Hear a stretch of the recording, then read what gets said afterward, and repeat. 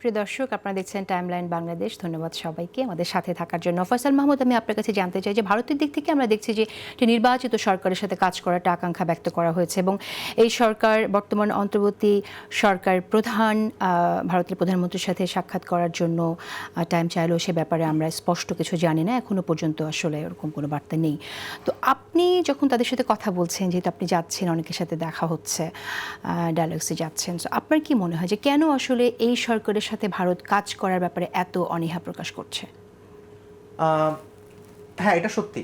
Indian government, তাদের যে executive branch, তাদের যে গভর্নমেন্ট, ইউনিয়ন গভর্নমেন্ট, তারা ইন্টারিম গভর্নমেন্টের সাথে তারা যে ভাষাটায় বলছে ওয়ার্কিং রিলেশনশিপ আছে, কিন্তু এটাকে ওয়ার্ম রিলেশনশিপে নেওয়ার ক্ষেত্রে তাদের অনীহা বোঝা যাচ্ছে। মানে কারণটা কি?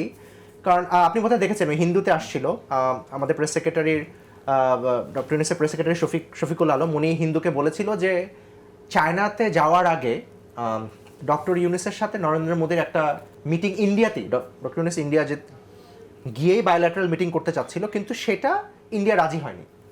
ইন্ডিয়া সেই জিনিসটা সাড়া দেয়নি। এটা হিন্দুতেই এসেছে। এটা ট্রু। এটা হচ্ছে আমরাও হাই কমিশন থেকে যখন আমরা ইন্ডিয়ান গভর্নমেন্টের সাথে যোগাযোগ করছি, তাদের মিনিস্ট্রি অফ এক্সটার্নাল অ্যাফেয়ার্সের সাথে যোগাযোগ করছি, তারা খারাপ আচরণ করছে তা না।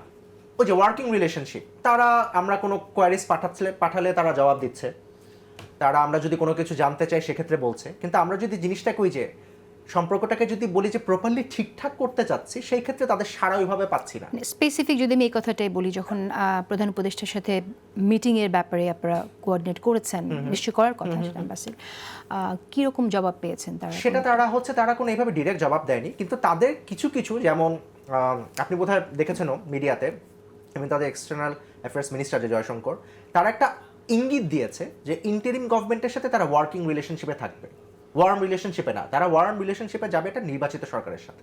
ঠিক কেন এই বিষয়টা হচ্ছে কারণ তারা যেটা ইনফর্মালি আমি যেটা কথা বলে বুঝেছি, সেটা হচ্ছে যে দুইটা কারণ। একটা হচ্ছে যে তারা তো আসলে আওয়ামী লীগ গভর্নমেন্টের সাথে এতটাই, তারা কিন্তু বেসিক্যালি আওয়ামী লীগ গভর্নমেন্টই তাদের সমস্ত ইনভেস্ট করেছিল। ওই যে বলে যে তারা হচ্ছে আওয়ামী লীগ গভর্নমেন্ট যাওয়ার পরে হঠাৎ করে, এটা তো 5 আগস্ট বাস্কেটে সব এক্স রাখা, হ্যাঁ এক্স্যাক্টলি, তারপর হঠাৎ করে যখন ইন্টারিম গভর্নমেন্ট আসলো, তারা সেই ইন্টারিম গভর্নমেন্টের সাথে কোন লেভেলে কতটুকু এঙ্গেজ হবে সেটা তারা বুঝতে পারছে না, নাম্বার ওয়ান। আর ইন্টারিম গভর্নমেন্টের সাথে যখন তারা যোগাযোগ করছে, ইন্টারিম গভর্নমেন্ট দেখা যাচ্ছে যে তাদের সাথে সত্যিকার অর্থে যে ওই যে পিয়ার টু পিয়ার কমিউনিকেশন, তাদের সাথে হ্যাঁ তোমাদের সাথে ঠিকমতো কমিউনিকেশন করছে, তার মানে এই না যে আমরা নতজন মনোভাবে থাকবো। ইন্ডিয়া এটা পছন্দ করছে না। ইন্ডিয়া, আর তার থেকে সবচেয়ে যে বড় জিনিসটা যে আস্থার একটা ব্যাপার আছে, কারণ আপনার ইন্টারিম গভর্নমেন্টের তো আসলে at the end of the day interim government, লম্বা সময়ের গভর্নমেন্ট তো না। রাইট, একটা পলিসি যখন ঠিক হয়। ফয়সাল একদম ক্লিয়ার।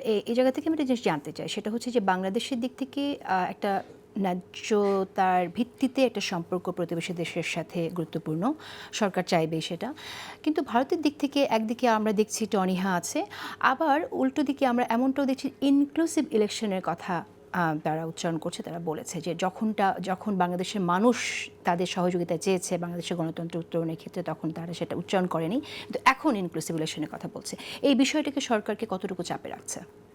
ইনক্লুসিভ ইলেকশন বলতে ইন্ডিয়ানরা যেটা বোঝাচ্ছে, সেটা বেসিক্যালি কিন্তু আসলে আওয়ামী লীগকে তারা এই নির্বাচনে দেখতে চাচ্ছে, যেটা আমার কাছে মনে হয় এটা তারা চাচ্ছে, এটা তাদের পলিটিক্যাল স্ট্যান্স, এটা প্রবাবলি তাদের ডিপ্লোম্যাটিক স্ট্যান্সও, কিন্তু ভিতরে ভিতরে তারা জানে আওয়ামী লীগের নির্বাচনে কিছু করতে পারবে না। এটা আমি কয়েকজনের সাথে কথা বলে বুঝেছি। তারা খুব ভালো মতোই জানে যে আওয়ামী লীগের ইভেন এই ডিসেম্বরে যে ইলেকশনটা যদি হয়, বা ডিসেম্বর পরবর্তী যদি ধরে রাখি যে জানুয়ারি ফেব্রুয়ারি কোনো সময় যদি হয়, জানুয়ারি বা ডিসেম্বরে ধরে রাখি, কারণ ইউজুয়ালি এই সময় ইলেকশনটা হয়, তারা জানে যে আওয়ামী লীগের এখানে প্রপারলি 300 ক্যান্ডিডেট দেওয়ার মতো কিন্তু তারা প্রপারলি দিতে পারবে না।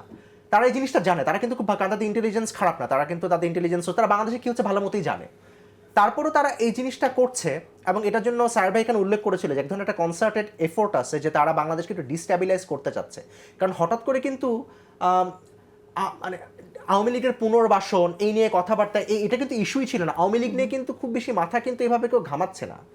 আওয়ামী লীগ নির্বাচনে আদৌ অংশগ্রহণ করবে কিনা, এটা কিন্তু বাংলাদেশের মানুষ কিন্তু এটা নিয়ে যদি জিজ্ঞেস করেন, আমার ধারণা খুব বেশি মাথা ঘামাচ্ছে না এটা নিয়ে। কারণ মাথা ঘামাচ্ছে, আওয়ামী লীগ একটা বড় পার্টি, হ্যাঁ না, আওয়ামী লীগের নেতাকর্মীরা রাস্তায় নামার মতো সিচুয়েশন আছে কিনা নাই তো।